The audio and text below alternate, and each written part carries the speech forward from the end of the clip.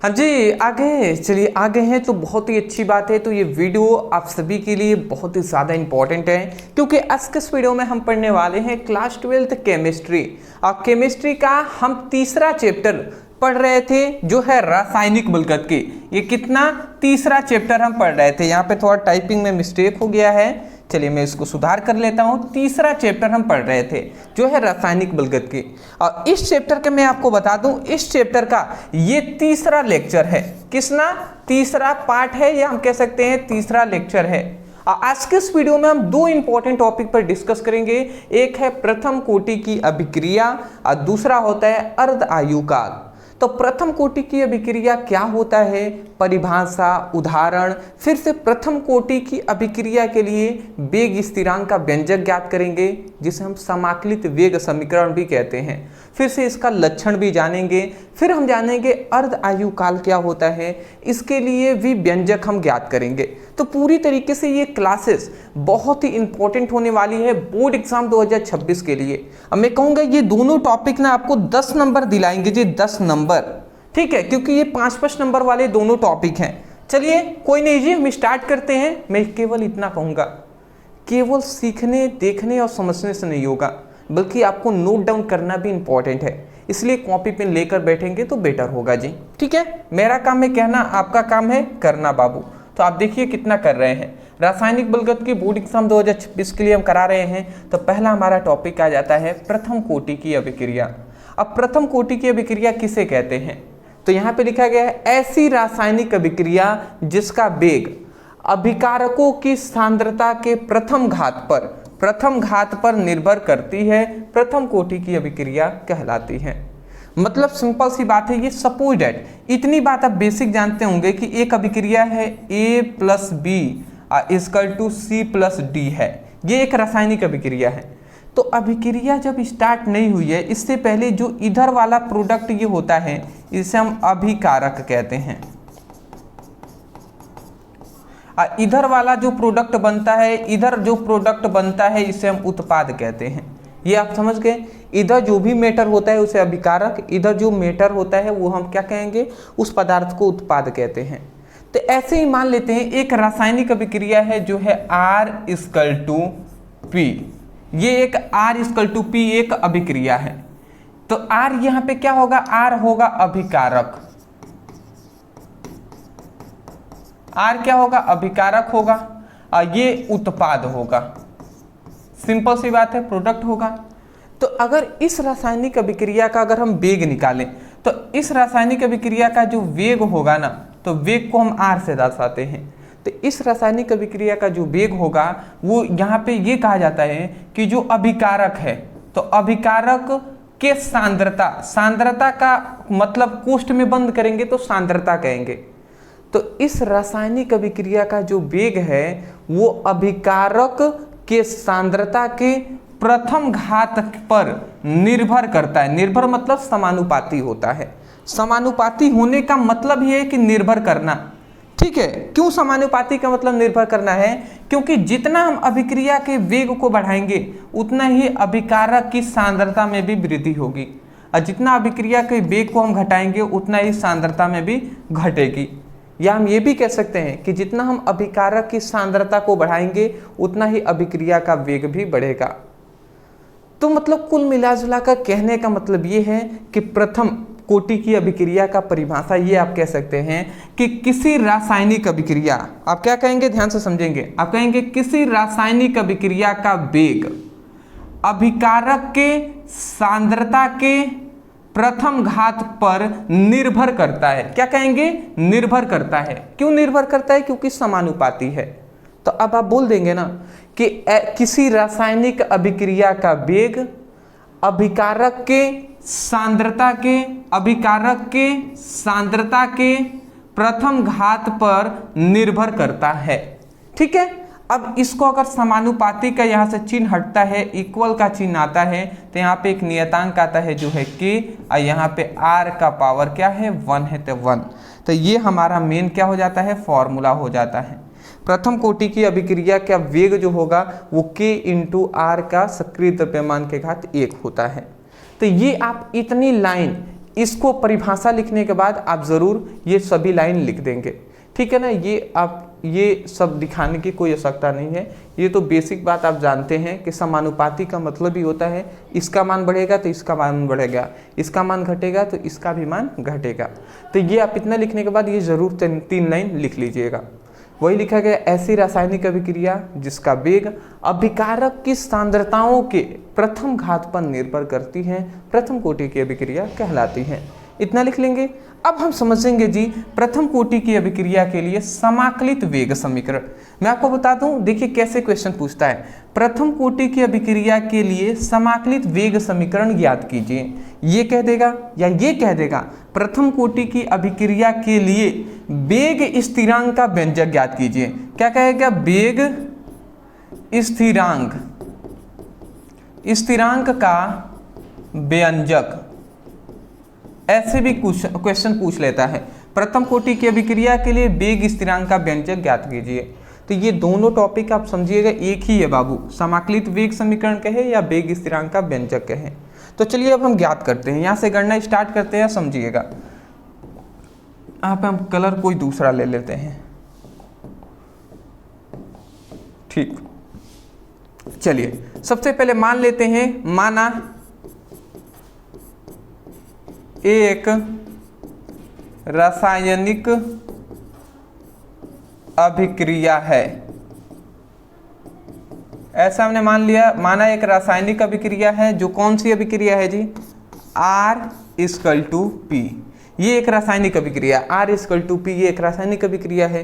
अब इसका अगर हमें वेग ज्ञात करना है तो वेग हम कैसे ज्ञात करेंगे जी? तो इसका अभिक्रिया का वेग का फॉर्मूला होता है R=- dR/dt। ये हम पहले से पढ़ते हुए आ रहे हैं कि किसी रासायनिक अभिक्रिया में अभिकारक मतलब किसी रासायनिक अभिक्रिया का वेग अभिकारक या उत्पाद की सांद्रता में होने वाले परिवर्तन में लगा समय को हम क्या कहते हैं? अभिक्रिया का वेग कहते हैं। तो ये अभिक्रिया का वेग या दर के लिए हम फॉर्मूला ये पढ़ते हुए आ रहे हैं, परंतु प्रथम कोटि की अभिक्रिया के लिए अभी हमने वेग का फॉर्मूला ये भी निकाला है। क्या होता है कि R=K/R के सक्रिय द्रव्यमान का घात 1। तो ये मतलब जो अभिक्रिया का वेग का फॉर्मूला ये होता है, ये इसके भी तो बराबर होगा ना। तो K हम क्या कर देते हैं? R कर देते हैं। अब देखिए R के पावर 1 सभी पर होता ही है, कोई भी अंक है ना उसके पावर में 1 है, ठीक है। तो इसीलिए 1 है ही, तो क्या लिखना? तो ये हमने लिख दिया। अब देखिए R इसके भी बराबर है, इसके भी बराबर है, इसका मतलब हम इन दोनों को लेकर चलते हैं, ये जो है इसके बराबर है। तो अगर हम इसको अभिक्रिया के वेग के रूप में लेकर चलें तो देखिए क्या मिलता है। इसको हम लिख देते हैं dR/dt है, और यहाँ पे ये क्या लिख देते हैं? K/R है, ठीक है। अगर हम इसको और आगे लेकर चलते हैं तो समझिएगा, ये इधर गुणा में है, इधर आएगा तो भाग करा देगा, सॉरी इधर ये भाग में, इधर आएगा तो गुणा करा देगा। तो -dR माइनस ये dR है, ठीक है ना। ये इधर भाग में, इधर आएगा गुणा कराएगा, और ये R इधर भाग गुणा में है, इधर आएगा तो भाग कराएगा। तो इधर आ गया तो मान लेते हैं यहाँ पे भाग करा लिया, और यहाँ पे K है ही, यहाँ पे पहले से K है, और ये इधर dt भाग में था, इधर आएगा तो क्या कराएगा? गुणा करा देगा। तो ये हमारा सबसे पहले इतनी मान हमें मिल गया है, ठीक है। अब हम इसको क्या करेंगे? अब कुछ नहीं करेंगे, ये माइनस इसको हम इधर भी तो भेज सकते हैं ना, तो हम यहीं पे इसको इधर भेज देते हैं। तो इस माइनस को हटा देते हैं, इधर हम इधर भेज देते हैं माइनस को, t के सापेक्ष इधर हमने भेज दिया। जब t आया ना तो उसके साथ साथ ये k भी आ गया। तो यहाँ पे सबसे पहला तो ये हमें एक समीकरण मिला, तो इसको हम सबसे पहले तो इसको आप याद रखेंगे, इतना हमें सबसे पहले मिल गया। अब हम इसको क्या कर देते हैं? इसको समीकरण चलिए हम फर्स्ट मान लेते हैं।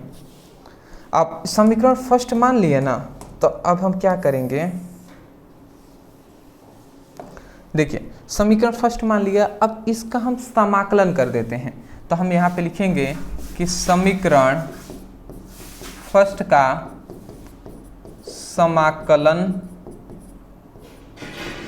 करने पर अब समीकरण फर्स्ट का यदि हम समाकलन करेंगे तो मैं डायरेक्ट इसका समाकलन लिख दे रहा हूँ। इसका समाकलन आ जाएगा ln और r का सक्रिय द्रव्यमान इक्वल टू क्या आ जाएगा, ये कांस्टेंट वैल्यू है तो ये निकल जाते हैं समाकलन से, तो ये माइनस के इंटू dt जो है t में बदल जाता है तो kt और प्लस एक समाकलन स्थिरांक आता है, तो ये वैल्यू आ जाएगा जी।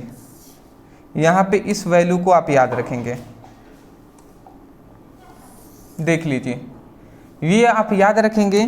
जब हम इसका समाकलन करते हैं ना तो ये हमारा इतना वैल्यू आ जाता है, ठीक है ना, इतना वैल्यू आता है। इस बात को आपको याद रखना पड़ेगा, जो है ln, मतलब ln जो है r इक्वल टू माइनस के टी प्लस आई है, के टी प्लस आई है, जहाँ पर यहाँ पे देखिए ln क्या है, एक लॉग की तरह ही है, ln को हम लॉग कहते हैं, ठीक है ना। ये r जो है इन दोनों में से एक, ये r का सक्रिय द्रव्यमान है, ये मतलब अभिकारक की सांद्रता है। ये देखिए माइनस के है और dt में से d हट जाता है, ठीक है, तो t आ जाता है, प्लस यहाँ पे i एक आया, i क्या है, समाकलन स्थिरांक है, जहाँ i क्या है जी, i है ना समाकलन स्थिरांक है या नियतांक भी कह सकते हैं, ठीक है ना।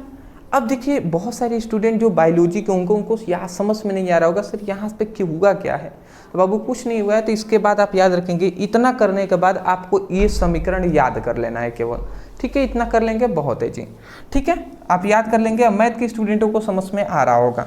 अब देखिए बाबू क्या होता है, चूंकि अगर हम मान लेते हैं कि ये जो अभिक्रिया है, रासायनिक अभिक्रिया, ये जब स्टार्ट नहीं हुआ होगा तो उस समय पर समय क्या होगा, उस समय पर जीरो होगा ना। तो चूंकि हम मान लेते हैं ऐसे कि अभिक्रिया शुरू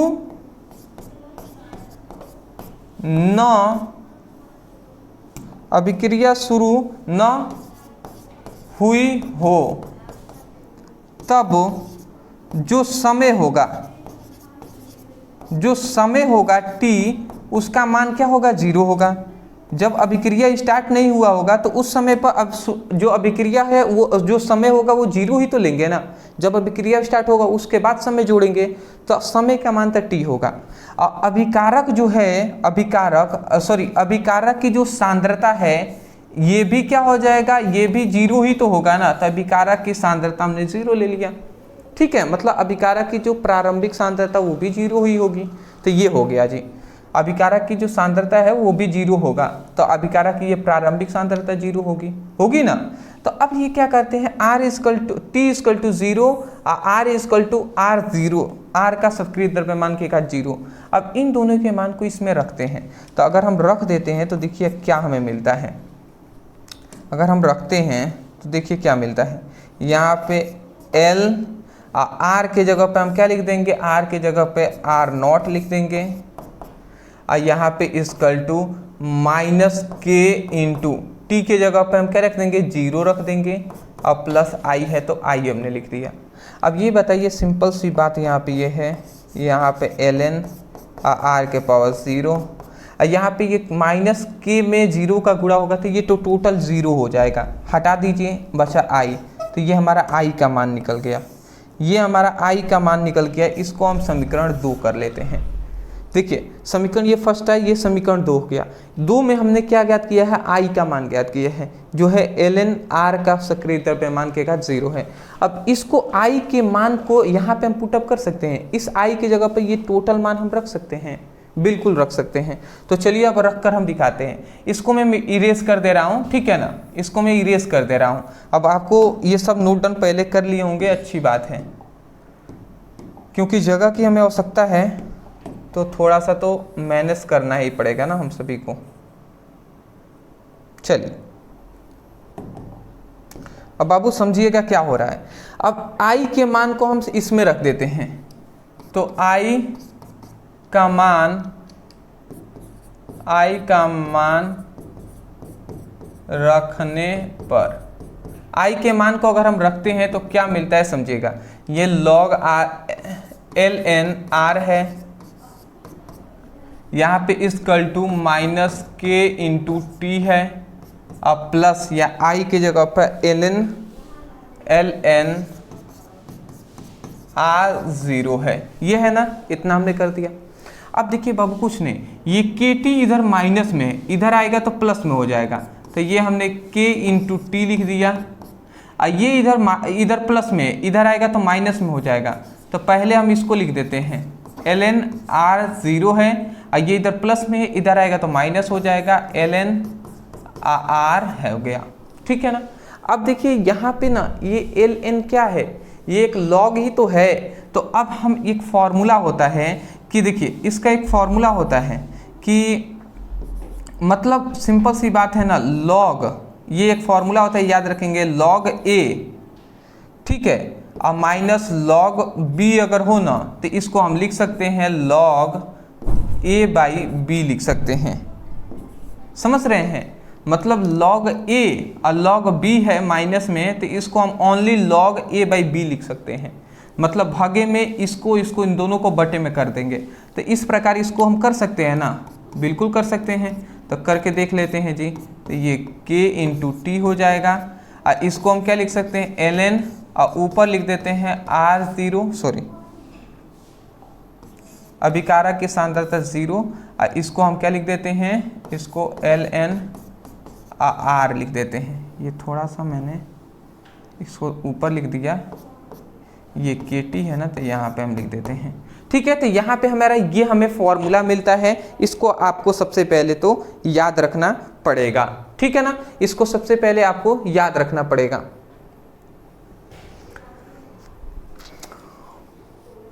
ठीक है, ठीक है,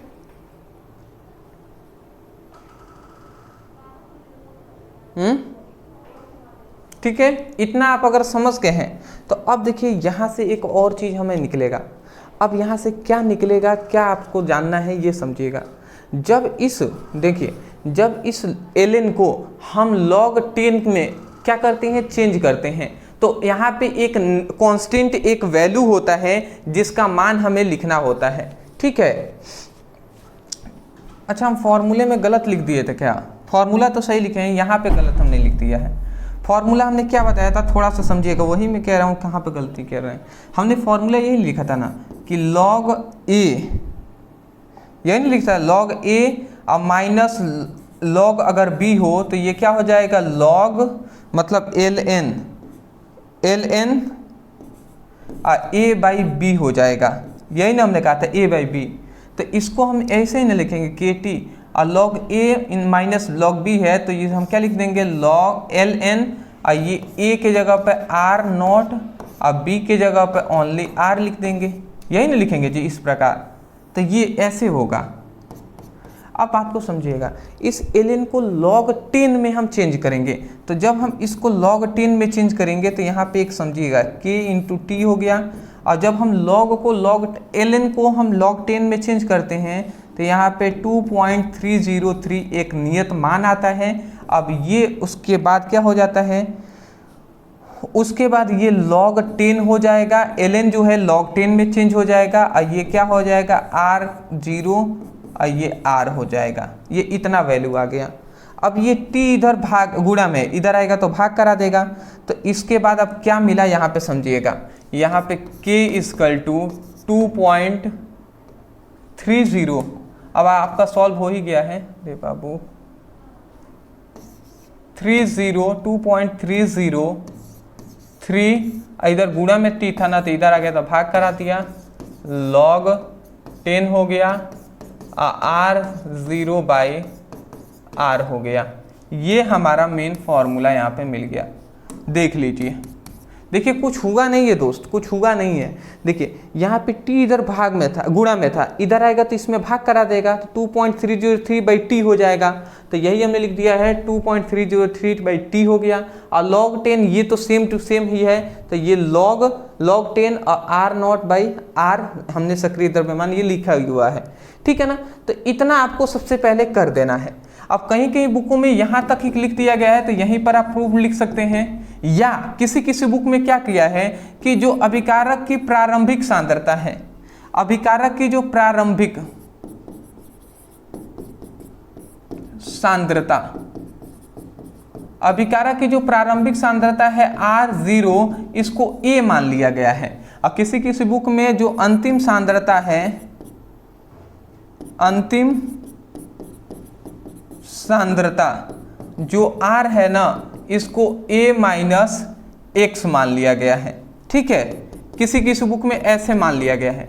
तो अगर R की जगह पर A हम रख दें, R की जगह पर ये इतना रख देते हैं, तो रख कर अगर हम देखें इसमें मान को, तो ये K इक्वल टू क्या हो जाएगा, 2.303/T हो जाएगा, और ये लॉग हो जाएगा 10, और ये R0 की जगह पर हम A लिख देंगे, और R की जगह पर क्या लिख देंगे, A-X लिख देंगे। तो ये हमारा मेन फॉर्मूला आ गया। तो किसी किसी बुक में ऐसे दिया है, किसी किसी बुक में ऐसे दिया है, तो यहाँ तक आप लिख देंगे ना तो और बेटर रहेगा। यहाँ पे यही क्या है, यही है समाकलित वेग समीकरण, जिसे हम वेग स्थिरांक भी कहते हैं। तो यही था हमारा समाकलित वेग समीकरण का व्यंजक, जो कि आपको हमने यहाँ पर बता दिया है। स्क्रीनशॉट सबसे पहले आप इसका ले लें। चलिए जी, अच्छी बात है, इसका भी ले लें। चलिए, तो सबसे पहले तो मैं आप सभी को कांग्रेट्स करूंगा, क्योंकि भैया आपका 5 नंबर ना क्लियर हो चुका है बोर्ड एग्जाम में। फिक्स हो गया है कि आपको 5 मार्क्स ना आपको मिलने वाले हैं बाबू। ठीक है ना, 5 मार्क्स जो हैं वो आपको मिलने वाले हैं, क्योंकि 100% ये गारंटी के साथ मैं कह रहा हूँ, ये बोर्ड एग्जाम में हर बार पूछे जाते हैं। लगभग 5 से 7 सीट बनते हैं ना, उसमें 4-5 सीट में हमेशा ये मिलेगा ही मिलेगा। तो इसीलिए अच्छी बात है कि आपका 5 नंबर क्लियर हो चुका है। अब हमें जान लेना है कि प्रथम कोटि की अभिक्रिया की लक्षण। अब लक्षण में इसका गुण क्या है, प्रॉपर्टीज क्या है, देख लेते हैं। तो इसके निम्नलिखित लक्षण है। सबसे पहला इसका लक्षण क्या है, प्रथम कोटि की अभिक्रिया का जो वेग होता है वो अभिकारक की सांद्रता के प्रथम घात पर निर्भर करता है। बिल्कुल सही बात है जी, कि प्रथम कोटि की अभिक्रिया के लिए जो वेग होता है वो अभिकारक के, वो क्या होता है, वो अभिकारक के प्रारंभिक सांद्रता के प्रथम घात पर निर्भर करता है। तो यही तो हमने बताया था, ये तो परिभाषा से ही आ गया एक लक्षण। दूसरा, प्रथम कोटि की अभिक्रिया में अभिकारक की सांद्रता 2 गुनी करने पर अभिक्रिया का वेग भी 2 गुना हो जाता है। क्यों? क्योंकि हम जानते हैं कि अभिक्रिया का जो वेग है ना, वो अभिकारक के सांद्रता के समानुपाती होता है। तो यदि अभिकारक की सांद्रता को अगर हम 2 गुनी करेंगे, मतलब बढ़ाएंगे, तो अभिक्रिया का वेग भी तो 2 गुना बढ़ेगा ना। ये तो हमने बात बताया ही है। तो ये आपका हो गया। तीसरा, यहाँ पे ये कह रहा है कि शून्य नहीं, यहाँ पे प्रथम रहेगा। तो प्रथम कोटि की अभिक्रिया कभी भी कंप्लीट नहीं होती है, पूर्ण नहीं होती है। शून्य कोटि की अभिक्रिया कंप्लीट होती है, ये आप याद रखेंगे। अगला आता है हमारा, प्रथम कोटि की अभिक्रिया के वेग स्थिरांक, मतलब k का यहाँ पे पूछा जा रहा है। वेग स्थिरांक k का जो मात्रक होता है वो सेकेंड इनवर्स होता है, वेग स्थिरांक का मात्रक। अब प्रथम कोटि की अभिक्रिया के लिए वेग का मात्रक, वेग मतलब r का मात्रक mole litre inverse second inverse होता है। तो चलिए दोस्त, स्क्रीनशॉट ले लीजिए, फिर हम आगे बढ़ेंगे और उसके बाद हम आगे डिस्कस करेंगे। चलिए जी, बहुत बेहतर। नेक्स्ट, अब हमारा आता है अभिक्रिया की अर्ध आयु काल, जो कि मोस्ट इंपॉर्टेंट है आपके बोर्ड एग्जाम के लिए। अभिक्रिया का अर्ध आयु काल क्या होता है, जिसे हम टी हाफ से प्रदर्शित करते हैं। टी हाफ से भी प्रदर्शित करते हैं। तो चलिए अब जान लेते हैं। तो देखिए, अभिक्रिया का अर्ध आयु काल का सिंपल सा मतलब है, किसी रासायनिक अभिक्रिया के आधा पूर्ण होने में लगा समय को अर्ध आयु काल कहते हैं। कोई रासायनिक अभिक्रिया चल रही है, तो मान लेते हैं अभिक्रिया, देखिए कोई भी रासायनिक अभिक्रिया R=P हो रहा है। मान लेते हैं अभिकारक 100% है, और 100% में से 50% इसमें से जो अभिकारक है ना, वो प्रोडक्ट में बदल गए हैं। तो अभिक्रिया आधी पूर्ण हो गई है। तो आधा पूर्ण होने में जो लगा समय है ना, उस समय को ही अर्ध आयु काल कहते हैं। तो वही कह रहे हैं कि किसी रासायनिक अभिक्रिया के आधे कंप्लीट होने में, आधे पूर्ण होने में लगा जो समय है, अभिक्रिया का अर्ध आयु काल कहलाता है। तो मैं आशा करता हूं कि सबसे पहली बात, अभिक्रिया की जो अर्ध आयु काल का परिभाषा है, ये आपको सबसे पहले तो समझ में आ गई होंगी। ठीक है ना, इतनी बात समझ के। तो अब यहां पे ध्यान से समझेंगे।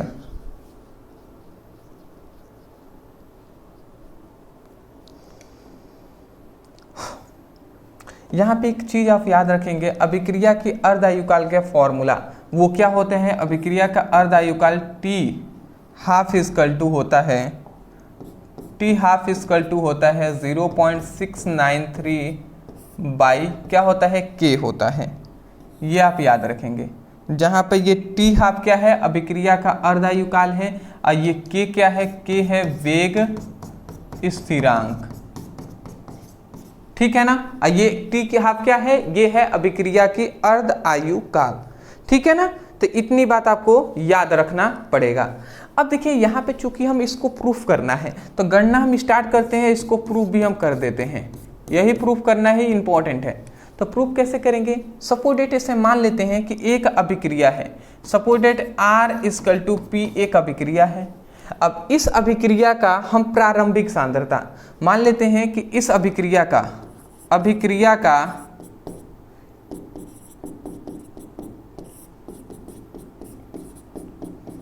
प्रारंभिक सांद्रता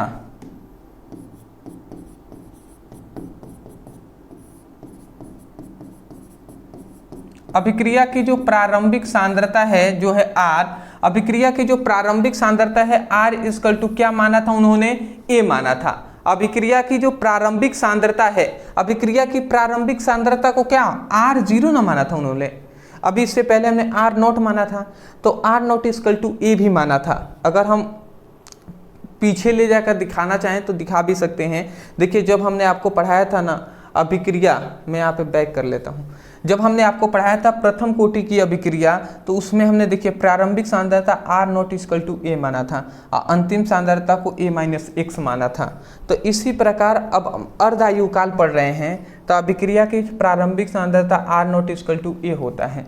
अब देर से समझेंगे, आगे बढ़ाते हैं।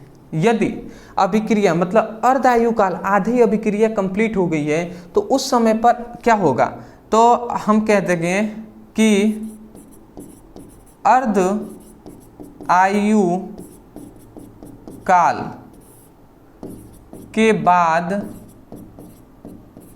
प्रारंभिक सांद्रता, अर्ध आयु काल के बाद सांद्रता, अर्ध आयु काल के बाद जो सांद्रता होगा जिसे हम अंतिम सांद्रता कहते हैं वो क्या हो जाएगा, A/2 हो जाएगा। अर्ध आयु काल के बाद जो अंतिम सांद्रता होगी वो क्या हो जाएगा, A/2 होगा कि नहीं होगा। अरे बाबू पहले प्रारंभिक सांद्रता A था, अब अर्ध आयु काल का मतलब अभिक्रिया आधी कंप्लीट हो गई है तो उस समय पर जो अंतिम सांद्रता बचा वो प्रारंभिक सांद्रता का आधी ही नहीं बचा जी। अब इसका हम आधा करेंगे, आधा कंप्लीट हो गया है, उसी को तो अर्ध आयु काल कहते हैं, इसलिए A हाफ हमने कर दिया, ठीक है ना। तो अगर हम इसको लेकर इन दोनों के मान को लेकर हम क्या करते हैं, हम प्रथम कोटि की अभिक्रिया के लिए वेग समीकरण में पुट करते हैं। तो प्रथम कोटि की अभिक्रिया के लिए वेग स्थिरांक, प्रथम कोटि की अभिक्रिया के लिए वेग स्थिरांक का व्यंजक। तो इसके लिए हमने क्या फॉर्मूला लगाया था, ये हमने लगाया था कि क्या था जी, K इक्वल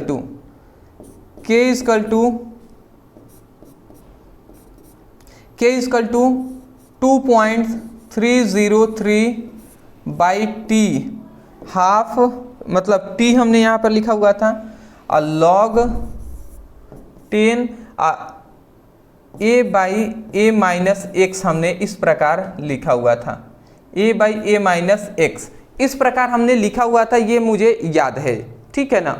तो ये हमने जब चेंज कर दिया था उस समय पर, मतलब अगर हम चेंज इसको ना किए होते तो उस समय पर हमने क्या लिखा था, log 10 R0/R ही तो लिखा था, इसको बाद में ना हमने चेंज किया था A में। अरे बाबू अगर पीछे ले जाकर हम समझाएं आपको तो यहाँ पर देख लो बाबू, देख लो R0/R, अब बाद में हमने बताया था R0 equal to A, R के बराबर इतना मान लेते हैं किसी किसी बुक में, तब ना ये आया था, पहले तो हमने यही बताया था। तो यही फॉर्मूला है अभिक्रिया के वेग स्थिरांक का, तो वही हम फॉर्मूला यहाँ पे लिख दिए।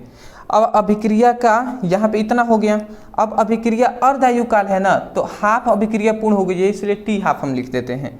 अब इसको हम आगे बढ़ाते हैं तो ये 2.303 हो गया और ये T हाफ हो गया और लॉग हो गया ये आर नॉट की जगह पर हम ए लिख देते हैं, आर की जगह पर a/2 लिख देते हैं। अब इस a से ये a कैंसिल हो गया, ये 2 ऊपर आ जाएगा, तो ये क्या हो जाएगा यहाँ पे, अब ये क्या हो गया समझिएगा, यहाँ पे k equal to 2.303/t half हो गया, और log ये क्या हो जाएगा, log 2 हो जाएगा। ये हो गया ना। अब इसको हम समझ लेते हैं। अब यहाँ पे log 2, यहाँ पे k इक्वल टू log 2 का मान कितना होता है 0.303, और ये t हाफ था, और log 2 का जो मान होता है वो याद रखेंगे, आपको इस सब मान याद रखना है। 3010 मतलब 0.3010 होता है, ये log 2 का मान होता है। अब इसका इसमें गुणा हो जाएगा, ये दोनों आपस में गुणा कर लेंगे तो क्या यहाँ पे वैल्यू आ जाएगा, वैल्यू आ जाएगा k equal to 0.693 by t 1/2, इतना आ गया ना। तो ये हमारा वेग स्थिरांक का व्यंजक हमें मिल गया अर्धायु काल के लिए। अगर हम इसको पक्षांतर कर दें तो टी हाफ इधर चला जाएगा, ये इधर आ गया, तो इसका मतलब यहाँ पे टी हाफ इक्वल टू क्या मिल जाएगा, T half equal to 0.693 by क्या हो जाएगा, के हो जाएगा। तो यहाँ पे हमारा ये फॉर्मूला मिल जाएगा जी, ये फॉर्मूला, ये हमारा फॉर्मूला मिल जाएगा। ठीक है, तो यही तो हमारा प्रूफ भी हो गया, यही तो हमारा प्रूफ हो गया, अर्धायु काल 0.693/k हो गया। अब वही तो हमने ऊपर लिखा हुआ था। ठीक है, तो ये हमारा अभिक्रिया का अर्धायु काल का फॉर्मूला है, स्क्रीनशॉट ले लीजिए। चलिए दोस्त, तो मैं आशा करता हूं कि ये जो टॉपिक था अभिक्रिया का अर्धायु काल वो भी आपको समझ में आ गई होंगे। देखिए पीछे के हमने बहुत सारे कॉन्सेप्ट को इस समझाने से पहले हमने क्लियर किया है कि पीछे देखिए ऐसे ऐसे हुआ है, वो जो भी हमने बताया वो कहाँ का था, प्रथम कोटि की अभिक्रिया के लिए समाकलित वेग समीकरण जो हमने ज्ञात किया था उसी से ये सब ज्ञात होता है। तो इसलिए हम कहता हूँ कि पीछे के कॉन्सेप्ट आपको क्लियर होने चाहिए जिससे आपको आगे समझने में दिक्कत ना हो। अगर आगे का समझ में नहीं आएगा तो पीछे मतलब पीछे वाले क्लियर नहीं है तो आगे समझना मुश्किल होगा। क्लास 9th 10th 11 नहीं है बाबू, ये 12th की क्लासेस हैं, और 12th इतना इजी भी नहीं है, तो अदरवाइज मेहनत तो आपको करना ही पड़ेगा। डिस्क्रिप्शन बॉक्स में आपको लिंक हमने दे दिया है फिजिक्स की, केमिस्ट्री का, आप वहाँ से स्टडी अपनी कर सकते हैं। व्हाट्सएप ग्रुप, टेलीग्राम ग्रुप और इंस्टा का, ये 3 चीज़ का लिंक दिया गया है, उस पर ज़रूर आप ज्वाइन हो जाएंगे जिससे बोर्ड एग्जाम 2026 की अच्छे से स्टडी हो सके।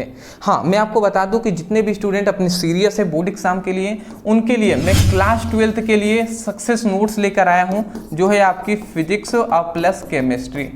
तो जितने भी स्टूडेंट फिजिक्स केमिस्ट्री की स्टडी कर रहे हैं, तो मैं आपको बता दूं फिजिक्स के आपके 14 चैप्टर हैं और केमिस्ट्री के आपके 10 चैप्टर, तो ये आपका टोटल 24 चैप्टर हो रहा है। इस 24 चैप्टरों का चैप्टर वाइज सभी फुल नोट्स आपको दिए जाएंगे, full notes, full PDF notes आपको दिए जा रहे हैं। तो अगर PDF नोट्स आपको लेना है ओनली 199 में आपको दोनों मिल जाएंगे, फिजिक्स केमिस्ट्री दोनों। अब वो भी सबसे इंपॉर्टेंट है ना, सिंपल लैंग्वेज, आसान भाषा में हम आपको प्रोवाइड कर रहे हैं। नीचे व्हाट्सएप नंबर है, इस नंबर पे मैसेज कर लीजिएगा, वहाँ पे कहिएगा सर हमें क्लास 12th फिजिक्स केमिस्ट्री का फुल नोट्स चाहिए, ऐसे आप कहेंगे फुल नोट्स या कंप्लीट नोट्स आप ज़रूर लिख दीजिएगा जिससे वो समझ जाए हमारी टीम जो है। तो अदरवाइज उसके बाद आपको जो भी PDF नोट्स है आपको सेंड कर दिए जाएंगे, ओनली 199 है जी। तो नीचे नंबर है, तुरंत आप मैसेज कर लीजिए। Thank you so much for watching this video, thank you.